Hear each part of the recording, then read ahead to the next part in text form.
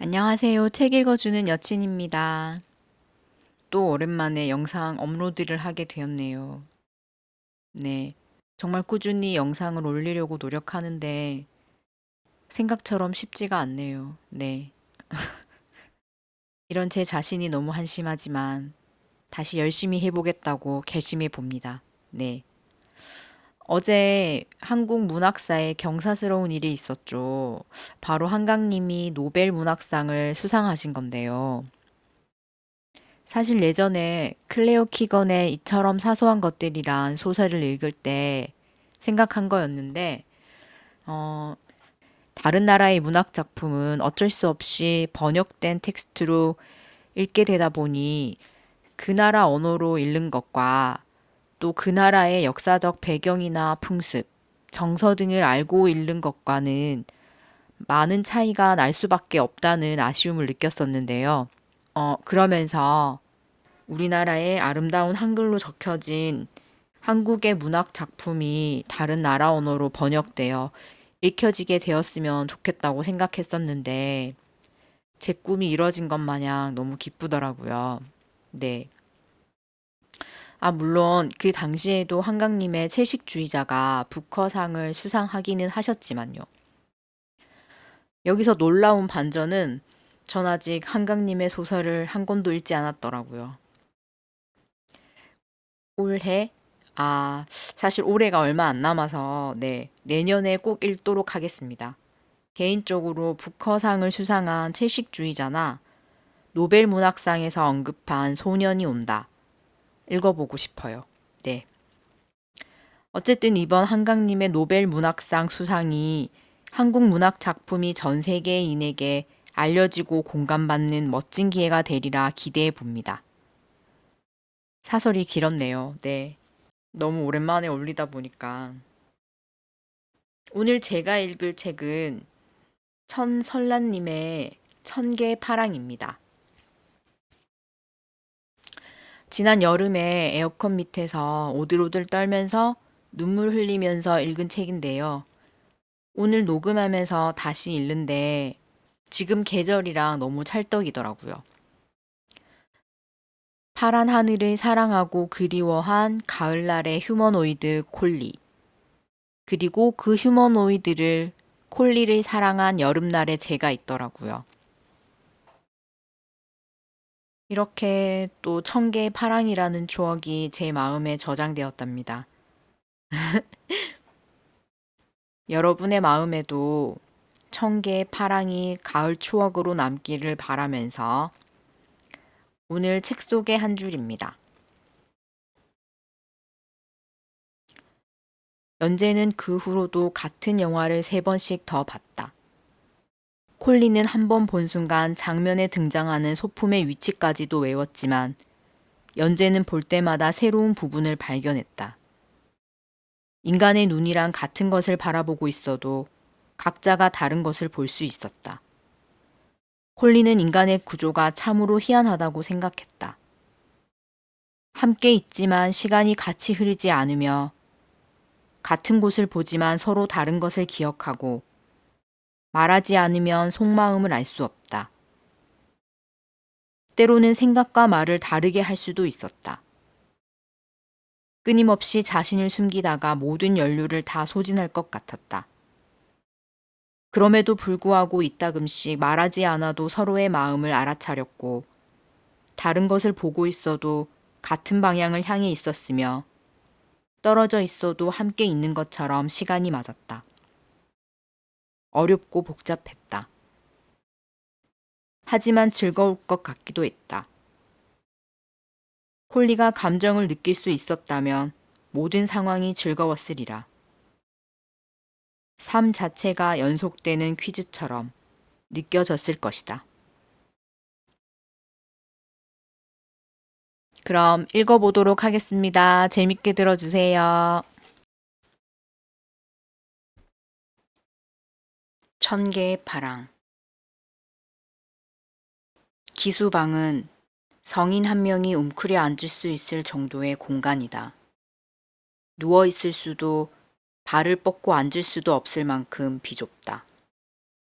하지만 이 방을 쓰는 기수는 누워 있을 이유도 발을 뻗고 앉을 이유도 없다. 신장 150cm, 몸무게 40kg의 기수는 창문 하나 없는 사각형의 방에 앉아 하염없이 기다렸다. 시멘트로 이루어진 공간은 실제 넓이보다 더 작고 답답하게 느껴졌다. C27은 방에서 하늘을 볼 수 없다는 게 마음에 들지 않았다. 마음에 들지 않는다는 표현이 자신에게 어울리지 않는다는 것을 알지만 그것이 가장 적절한 문장이었다. 불빛 하나 들어오지 않는 그곳에서 우두커니 앉아 오래도록 기다렸다. 기다리고 또 기다렸다.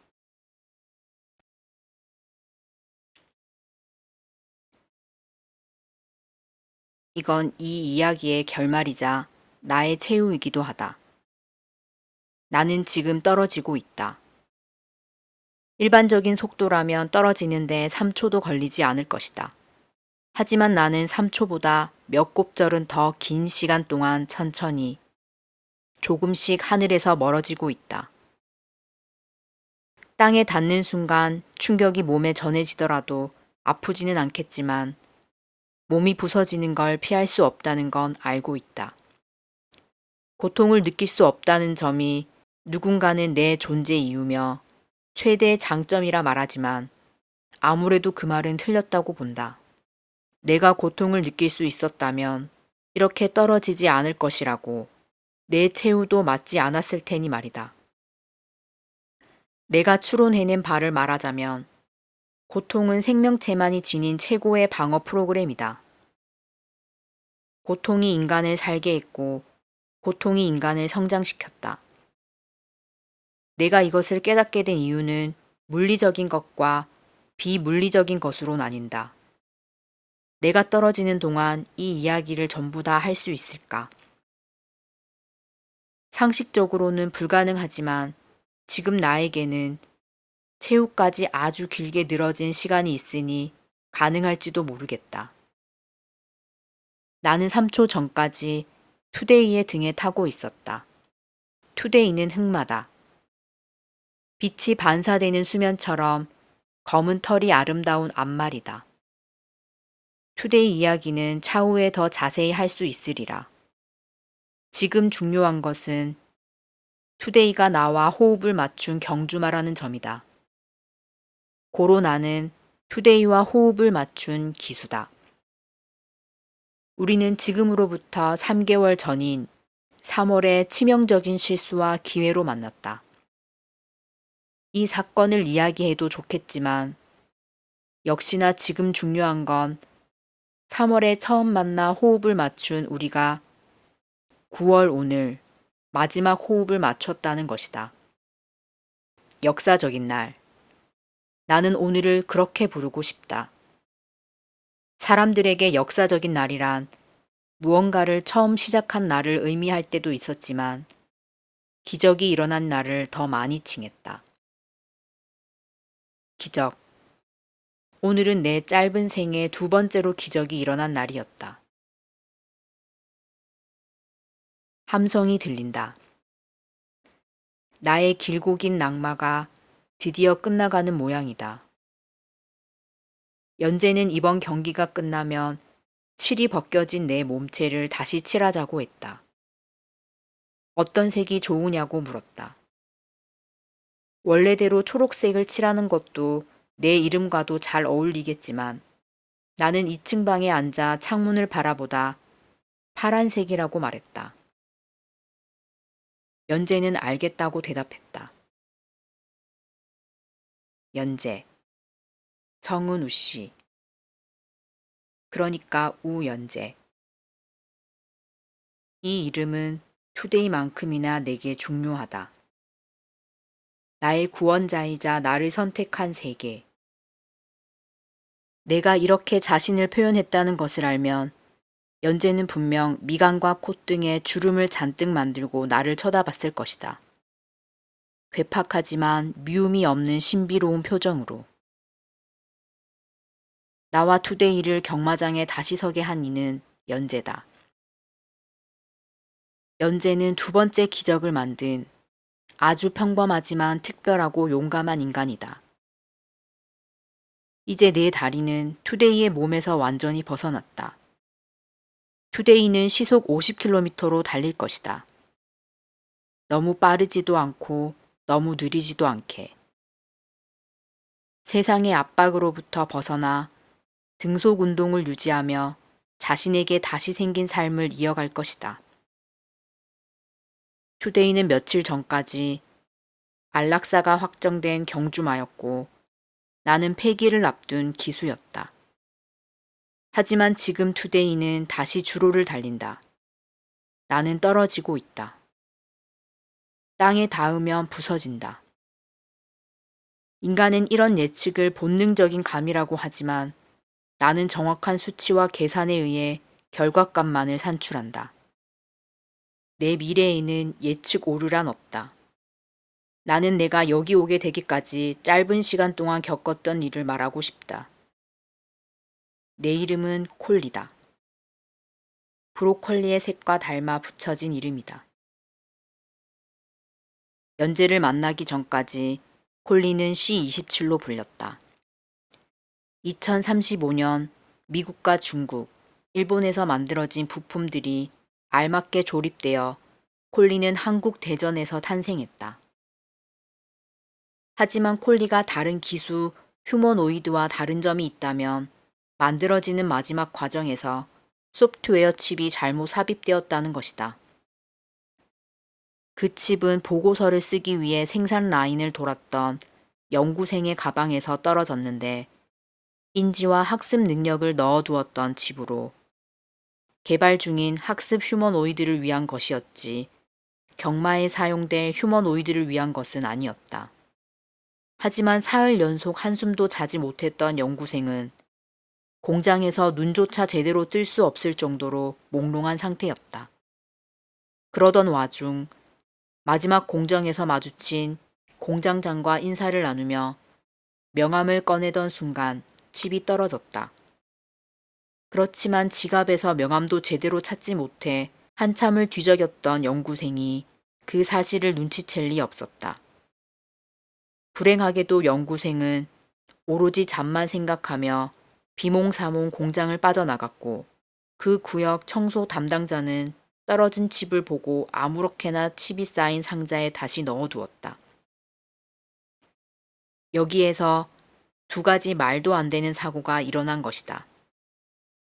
하나는 연구생이 칩을 떨어뜨렸다는 것이고 또 하나는 바닥에 떨어진 칩을 청소 담당자가 다른 칩 상자에 넣었다는 것이다. 둘 다 인간이 아닌 기계였다면 절대로 일으키지 않았을 사고였다. 그러니 콜리는 인간의 실수로 탄생한 셈이다. 콜리가 눈을 뜬 것은 콜리의 안전장치가 채워졌는지 확인하기 위해 직원이 다소 거칠게 콜리의 몸을 흔들었을 때다. 고정대에 후두부가 부딪혔고 다른 기수 휴머노이드와 달리 그것이 눈을 뜨라는 신호로 입력된 콜리의 몸에 전원이 들어왔다. 이미 콜리를 지나친 직원은 콜리의 눈에 불이 켜졌다는 것을 알지 못한 채 화물칸의 문을 닫았다. 화물차는 여러 대가 군집주행으로 움직여 대전에서 서울까지 이동했다. 화물차의 자율주행 기능이 부드럽게 코너를 꺾을 때마다 고정된 몸이 반동에 의해 움직였다. 화물칸에는 밖에서 안을 볼 수 있도록 기다랗고 좁은 창이 나 있었는데 그 창이 콜리에게는 밖을 볼 수 있는 유일한 수단이었다. 화물차는 새벽 고속도로를 쉬지 않고 달렸고 이따금씩 푸른빛이 난무하는 터널을 지났다. 콜리는 도착하기 1시간 전쯤 동이 트는 것을 구경했다. 빗줄기가 비좁은 창으로 뻗어 들어오며 화물칸 벽면에 닿았다. 그것이 보고 싶어 고정된 머리를 힘겹게 돌리던 콜리는 전원이 꺼진 채 일렬로 늘어선 다른 기수 휴머노이드를 마주쳤다. 이봐요. 자신에게 소리가 나온다는 것을 그때 처음 알았다. 콜리는 몇 번 더 그들을 불렀지만 대답하는 이는 아무도 없었다. 차의 움직임에 따라 덜컹덜컹 흔들리는 기수 휴머노이드를 바라보다가 다시 고개를 앞으로 돌렸다. 해가 완전히 떠올라 밝아진 세상이 보였다. 찬란하다. 콜린은 세상의 채도가 저렇게 높다는 것에 놀랐고 자신이 이 단어를 알고 있다는 사실에 또 한 번 놀랐다. 그러자 자신이 알고 있는 단어가 어디까지인지 궁금해졌다. 콜린은 목적지에 도착할 때까지 창을 바라보며 떠오르는 단어를 무작위로 뱉었다. 화려하다, 예쁘다, 아름답다, 노랗다, 붉다, 파랗다, 빠르다, 무섭다, 소름 끼치다, 서늘하다, 춥다, 덥다, 쨍하다, 아프다, 힘들다, 괴롭다. 몇몇 단어는 동사형이나 형용사형으로 표현할 수 없는 것도 있었다. 콜린은 끝도 없이 읊었다. 단어가 화물칸에 가득 쌓여 포화되기 직전에 목적지에 도착했으며 콜리가 아는 단어도 거기서 멈췄다. 1000개. 콜리가 떠올린 단어는 1000개였다. 그 단어로 만들 수 있는 문장은 더 많을 것이다. 콜리는 자신이 몇 개까지 문장을 만들 수 있는지 궁금했지만 문이 열렸고 콜리의 전원이 켜져 있음을 확인한 직원이 화들짝 놀라며 전원을 껐기 때문에 더는 문장을 만들 수 없었다. 다시 눈을 떴을 때에는 시멘트로 3면이 가로막힌 방 안이었다. 거기에는 창이 없었다. 문은 철창으로 되어 있었고 방은 서 있거나 쭈그려 앉을 수는 있지만 가로로 눕거나 다리를 펴서 앉을 수는 없는 크기였다. 벽에 달린 에너지 충전선은 콜리의 뒷목과 연결되어 있었다. 콜리가 연결된 선을 뽑고 자리에서 일어났다. 고개를 내밀 수도 없이 촘촘한 철창을 잡고는 맞은편 방에 웅크리고 앉아있는 기수 휴머노이드를 불렀다. 이봐요. 그가 고개를 들었다. 얼굴이 빨갛게 칠해져 있었고 가슴에는 F16이라고 적혀 있었다. 거기서 뭐해요? 콜리가 물었다. F16은 대답 없이 콜리를 바라보기만 했다. 콜리가 다시 물었다. 여기가 어디인지 알고 있어요?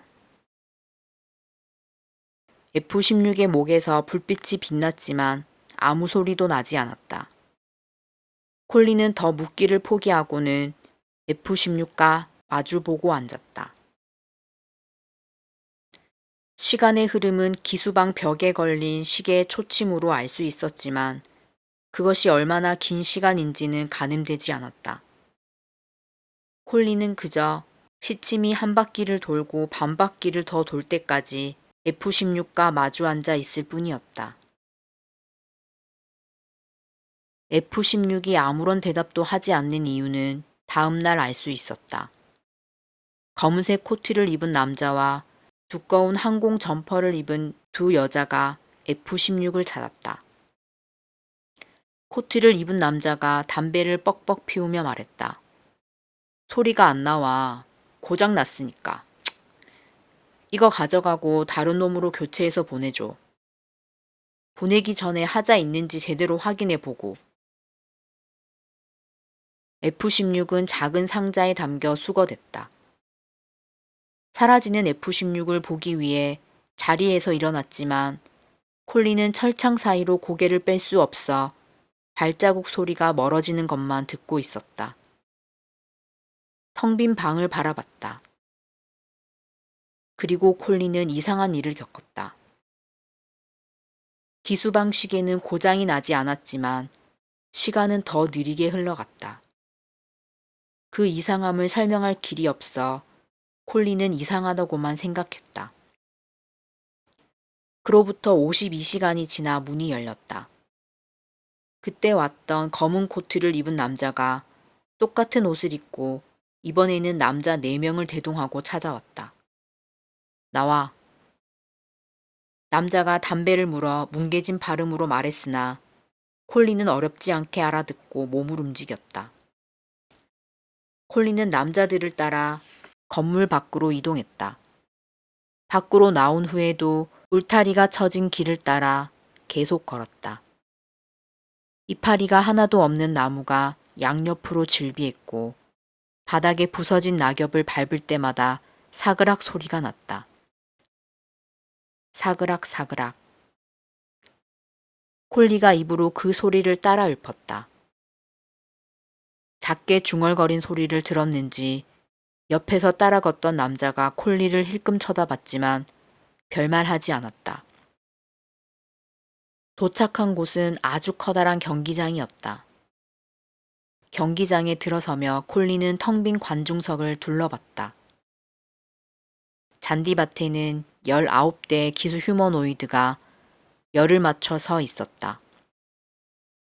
콜리는 가장 끝에 섰다.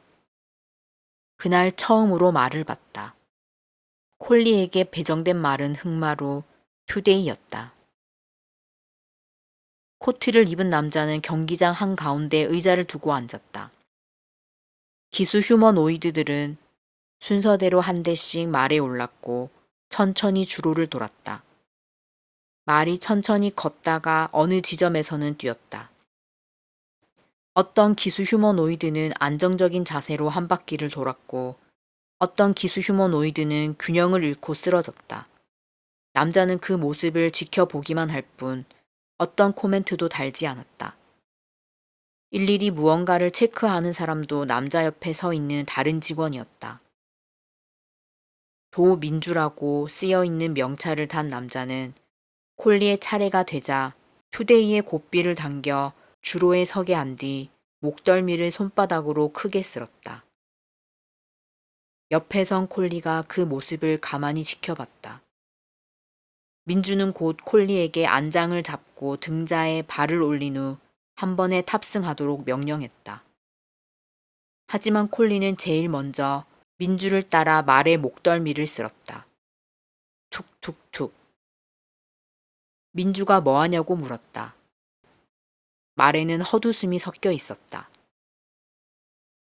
이건 왜 한 건가요? 콜리가 물었다. 민주는 잠시 생각에 잠겼다가 대답했다.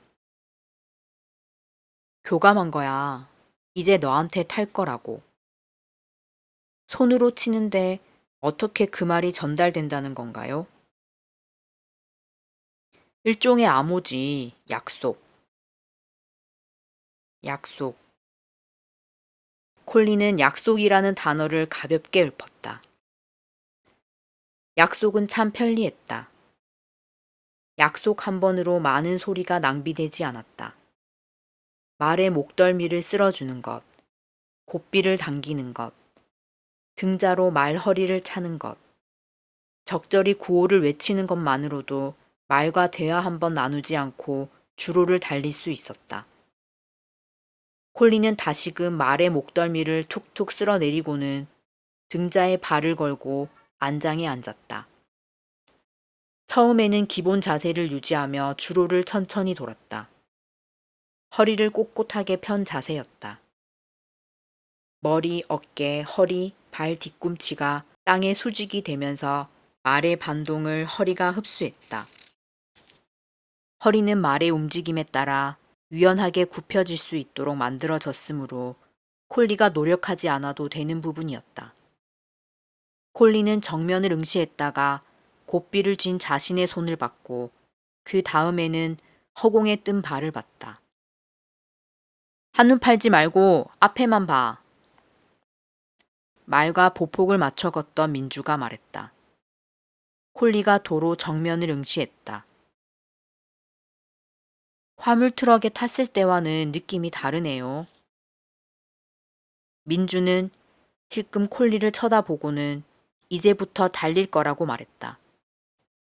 콜리는 민주의 명령대로 한 칸 더 높은 등자를 밟고 엉덩이를 안장에서 뗐다. 허벅지를 말 몸에 밀착시킨 후 상체를 앞으로 숙여 안장과 평행을 유지했다. 이를 전경자세라고 한다고 민주가 설명을 덧붙였다. 민주가 달리라는 신호를 말에게 보내자 말은 서서히 속력을 높이기 시작했다. 관절부터 발목까지 이어진 링크 구조의 하체는 콜리가 노력하지 않아도 스스로 반동을 흡수하며 위아래로 움직였고, 엉덩이에 설치된 유압기는 안장에 닿는 충격을 줄였다. 투데이가 콜리의 존재감을 최대한 느끼지 않게끔 설계된 몸이었다. 투데이가 빨리 달릴수록 바람이 세게 불었다.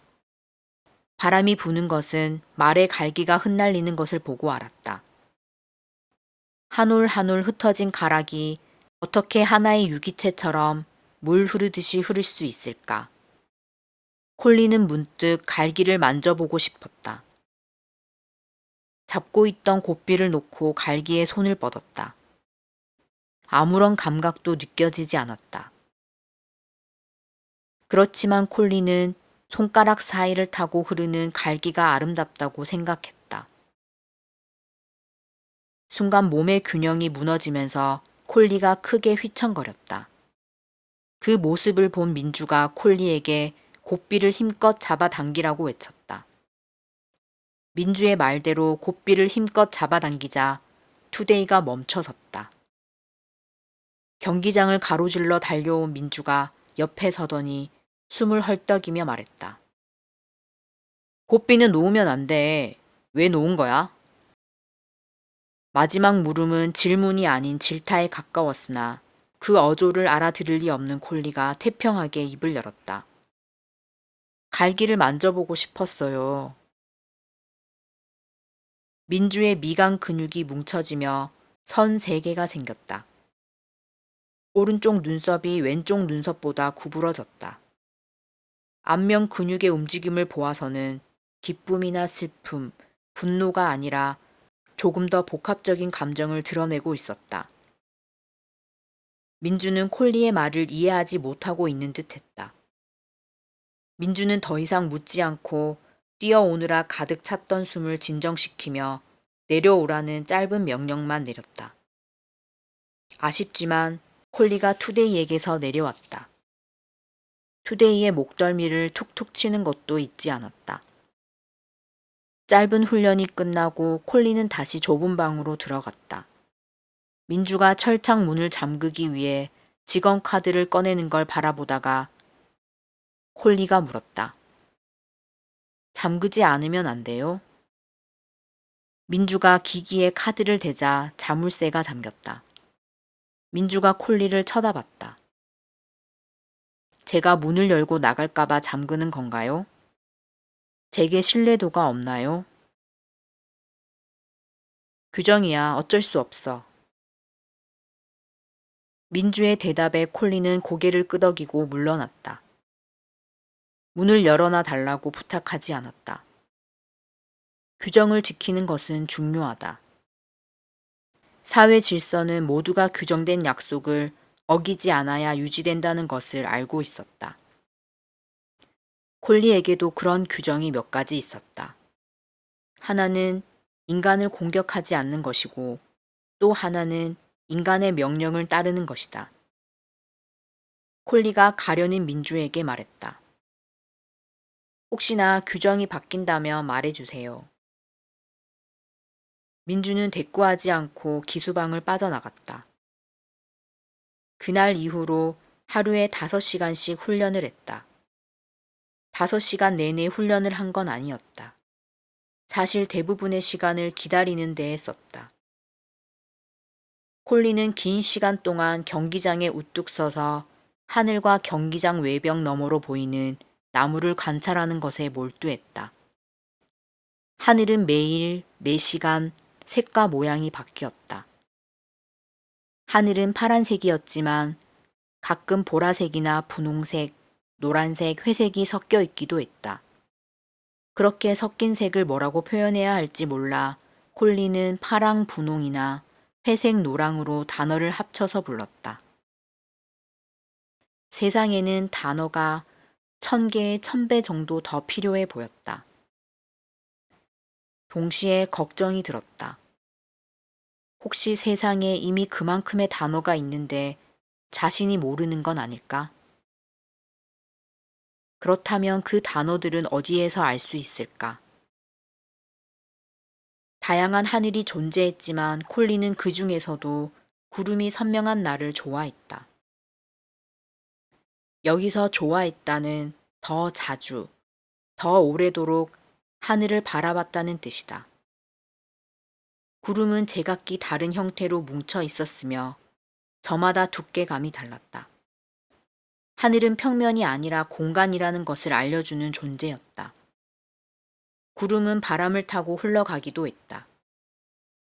땅에 떨어지지 않고 하늘에 흐를 수 있는 물체라니. 무게가 있는 콜리로서는 불가능한 일이었다.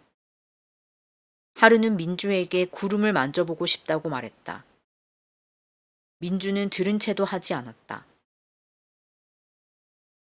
그러는 동안에도 콜리는 투데이와 날마다 가까워졌다.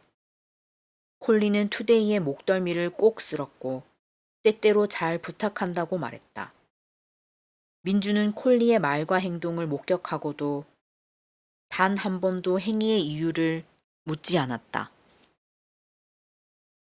콜리는 차츰 함께 있는 다른 휴머노이드는 자신처럼 하늘을 바라보거나 말의 목덜미를 쓸거나 민주에게 말을 걸지 않는다는 걸 알았다. 오작동이다. 분명 우연찮게 먼저 전원이 켜진 것도 내부의 어느 부분이 결함을 일으킨 것이리라. 하지만 그 이상의 의무는 없었다. 이를테면 왜 자신은 이런 생각을 하고 왜 단어를 알고 싶어 하며 왜 좁은 방에서 시간을 헤아리고 있는지는 궁금해하지 않았다. 콜리의 반응은 언제나 즉각적이었고 바라보는 것에만 집중되어 있었다. 방에서는 하늘을 생각하지 않았고 경기장에서는 시간을 헤아리지 않았으며 말을 타고 있을 때에는 단어를 알고 싶어 하지 않았다. 하지만 때때로 불쑥 예기치 못한 곳에서 색다른 문장이 떠올랐다.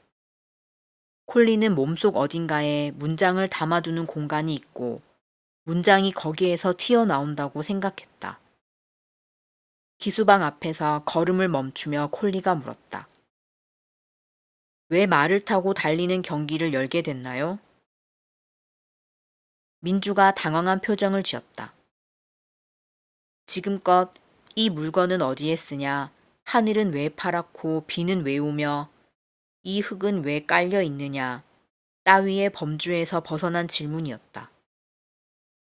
열심히 고민할 의도는 없었지만 민주는 적당한 답을 고르느라 시간을 꽤 잡아먹었다.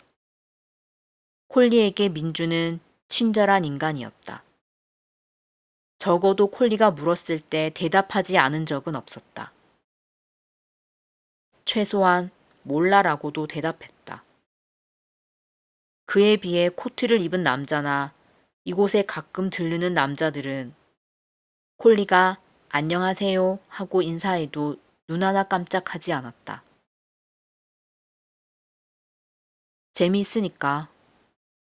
민주는 뱉어놓고 시시한 답변이라고 생각했으나 그 이상의 적당한 답이 떠오르지 않았다. 어쩌면 정답일지도 모르겠다. 재미가 없었다면 애초에 경마는 사라졌을 것이었다.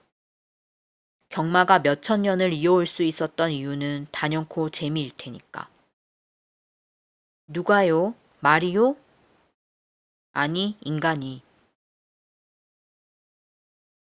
인간이 재미있는데 왜 말이 달리나요? 그럼 인간이 달려야 하는 것 아닌가요? 하마터면 웃음이 터져 나올 뻔했다. 민주가 간신히 참았다. 보는 게 재미있는 거지. 어떤 말이 1등 하나 내기도 하고. 그리고 인간도 인간이 직접 달리는 경기가 있긴 있어. 말이 달리는 거와는 목적이 조금 다르지만. 그럼 말은 왜 달려야 하나요? 말도 달리는 게 재미있겠지? 민주의 목소리에 귀차님이 깔렸다. 말을 빨리 끝내기 위해 서둘러 정리했으나 그걸 알 리 없는 콜리는 일관된 소리로 물었다. 말이 재미있어 하는 걸 어떻게 알죠? 이제 그만. 저도 알려주세요. 뭐를? 저도 투데이가 즐거워하는지 알고 싶어요. 무엇을 봐야 알 수 있죠? 대답은 이쯤에서 끝내겠다고 했어도 콜리는 이의를 제기하지 않았을 것이다. 하지만 민주는 질문을 모르는 채 하지 않았고 콜리를 데리고 마사로 향했다. 민주는 투데이의 방 앞에서 멈췄다. 투데이가 철창 사이로 주둥이를 내밀었다. 민주가 콧등을 쓸며 투데이에게 인사를 건넸다. 그곳은 왜 만지나요? 목덜미 만지는 거랑 비슷해. 너를 아낀다는 약속 중 하나지. 흉내 내려 손을 뻗었지만 콜리는 150cm의 작은 키 때문에 민주처럼 콧등을 쓸며 말을 끌어안을 수 없었다. 손바닥으로 코를 겨우 감싸는 정도였다. 민주는 콜리에게 왜 그렇게 말과의 교감에 집착하느냐고 묻고 싶었지만 물을 수 없었다. 콜리에게 질문하는 상상을 하면 기분이 묘해 견딜 수가 없었다. 민주가 마방에 놓인 박스에서 흙 묻은 당근 하나를 가져왔다. 사람이 먹는 것보다 가늘고 길며 모양이 비틀어진 당근이었다. 상품 가치가 떨어져 팔 수 없는 당근들이 이곳으로 왔다. 물량이 풍족한 것은 아니어서 당근은 보통 처음 이곳에 온 말들에게 훈련을 시키거나 말이 사료 및 건초를 먹지 않을 때에만 지급되는 특별 간식이었다. 당근 냄새를 맡았는지 투데이의 숨이 거칠어졌다. 민주가 손바닥으로 투데이의 코를 막으며 기다리라고 말했다. 등에 올라타봐. 도와줄게. 민주는 안장을 하지 않은 투데이에게 콜리가 올라갈 수 있도록 겨드랑이를 붙잡고 들었다. 콜리가 투데이의 등을 감싸 안으며 올랐다. 안장 없이 앉는 것도 썩 나쁘지 않았다. 말의 털이나 살이 맞닿는 감촉을 콜리는 느낄 수 없지만 굴곡만 따져 보았을 때 오래도록 안장을 얹고 다닌 진화의 흔적 때문인지 투데이의 등은 평평해서 제법 안정적이었다. 너 어디까지 느낄 수 있어? 감각 같은 거. 피부로 전달되는 섬세한 촉감은 느낄 수 없어요. 뜨겁거나 차가운 것도요. 진동은 떨림을 감지하는 감지기로 알 수 있어요. 그럼 좋다. 엎드려서 투데이의 등을 감싸 안아봐. 콜리는 민주의 말에 따라 두 팔로 투데이의 등을 감쌌다. 민주가 투데이에게 당근을 먹였다. 아작아작 당근을 씹는 진동이 느껴졌다. 곧이어 음식물을 받아내기 위한 몸의 미세한 움직임과 다소 빨라진 박동, 거칠어진 숨소리가 울림으로 전해졌다. 미약하지만 분명한 변화였다. 즐거워하고 있는 건가요? 그렇지. 좋아하는 간식을 줬으니까. 민주는 확신할 수 없었지만 투데이가 즐거워하고 있다고 믿었다. 더불어 콜리도 자신의 대답을 꽤 마음에 들어 한다고 생각했다가 곧 그 생각을 지웠다. 콜리가 특이하기는 하지만 감정을 부여할 만한 대상은 아니었다.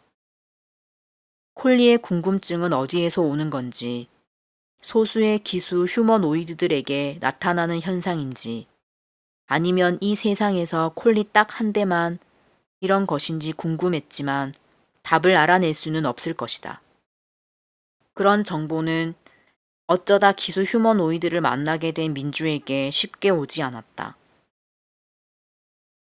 콜리는 눈을 감고 투데이의 떨림을 느꼈다. 콜리가 무언가를 깨달았을 거라는 기대는 민주의 오만이나 무지에서 나온 공상일까? 민주는 그쯤에서 콜리를 내려주었다. 이만하면 됐으니 그만 방으로 들어가라고 명령하자 콜리는 투정도 없이 방으로 향했다. 콜리는 방에 웅크려 앉아 투데이의 등에서 느꼈던 진동을 떠올렸다. 메모리에는 기쁨이라고 저장해 두었다. 다음 날 콜리는 민주의 말이 사실임을 알았다. 투데이가 빠른 속도로 달릴 때 콜리는 한 번 더 고삐를 놓고 투데이의 등에 손바닥을 얹었다. 당근을 먹었던 순간보다 더 빠르고 강렬한 진동을 만났다. 콜리가 말 등에 앉아 경주를 진행하도록 만들어진 것처럼 이 생물도 달리기 위해 누군가로부터 만들어진 것이 분명했다. 투데이가 행복하다는 걸 알게 된 이후로 콜리는 투데이가 행복하다면 자신도 행복한 거라고 정의 내렸다. 갈기가 물처럼 흐르고 기쁨의 떨림이 몸을 감쌌다. 투데이의 빠른 박동을 콜리는 오롯이 전달받고 있었다. 투데이, 행복한가요? 그럼 저도 행복한 거예요. 어느 순간부터 시합 전후로는 민주 대신 콜리가 투데이의 목덜미를 만졌다. 둘의 성적은 점점 좋아졌고 투데이의 몸값이 점점 뛰어오르던 어느 날 콜리는 경기 직전 경호원이 보고 있던 경마 방송에서 나오는 해설자의 말을 들었다. 투데이와 기수의 호흡이 잘 맞는 결과라고 볼 수 있죠. 호흡. 콜리가 아는 단어다.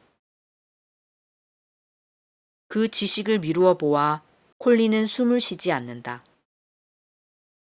몸이 공기와 화학적 반응을 일으켜 무언가를 흡수하고 분해하고 배출하는 과정은 생명이 가진 특권이었다. 콜리의 몸은 그 어떤 것도 흡수하고 분해하고 배출하지 않는다. 콜리는 에너지를 몸에 쌓아두고 형태를 전환하고 소비하기를 반복한다. 그런데 왜 호흡이 맞다고 표현했을까?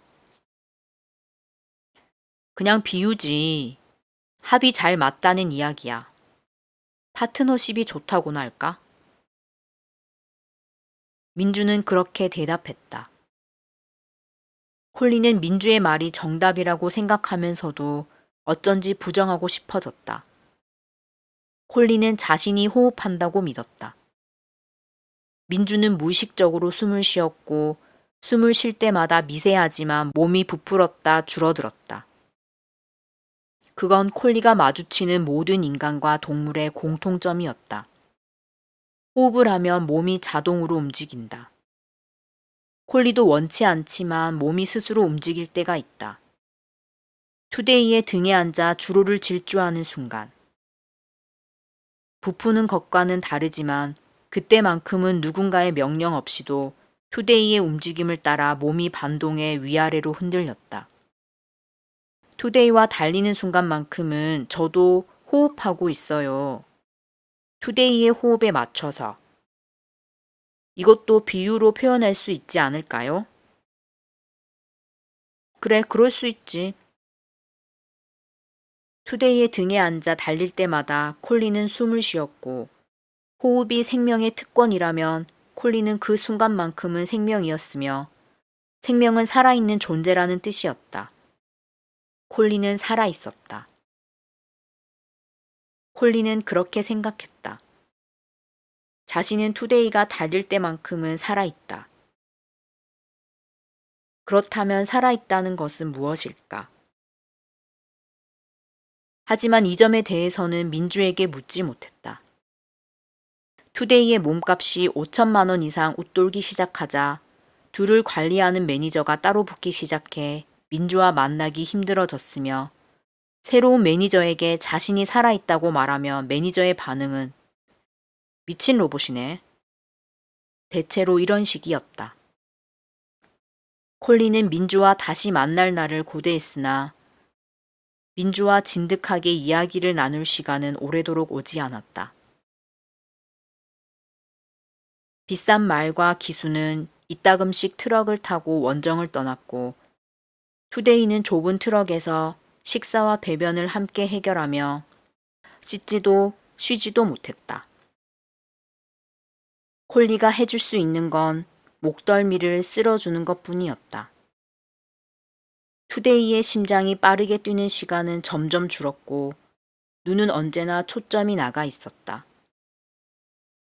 그래도 주로에 선 순간만큼은 달랐다. 콜리는 투데이가 자신과 오랫동안 함께 있어 닮아가고 있다고 생각했다. 투데이도 달릴 때에만 살아있다.